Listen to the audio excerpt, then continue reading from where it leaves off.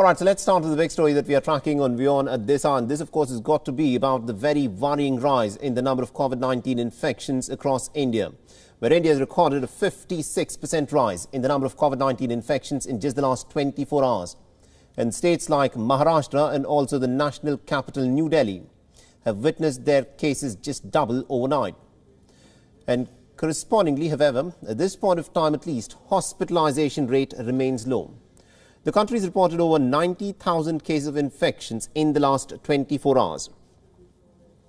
Now, this is, of course, a big jump from the 55,000 that it had reported just yesterday. At least about 19,000 people are said to have recovered in the last 24 hours. Officials have said that the bulk of those who have been infected have shown either no symptoms or only mild symptoms and have recovered pretty quickly at home. The country's Omicron tally has now reached over 2,500 cases. Maharashtra has reported the highest number of Omicron infections, and also Maharashtra happens to be testing more number of people than some of the other states, which also is the reason as to why it has shown a higher tally of numbers. This has been followed by the national capital, New Delhi, which on Wednesday also recorded the first death linked to the Omicron variant. Samples of a man in the state of Rajasthan who died last week showed the presence of the Omicron variant. Meanwhile, India's health ministry has clarified that it will not mix and match the precautionary vaccine doses to be given to healthcare workers.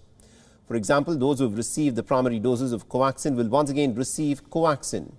The drive to provide precautionary doses for frontline workers and senior citizens with comorbidities will begin from the 10th of January onwards. As cases continue to rise, several states have now announced restrictions like night and weekend curfews.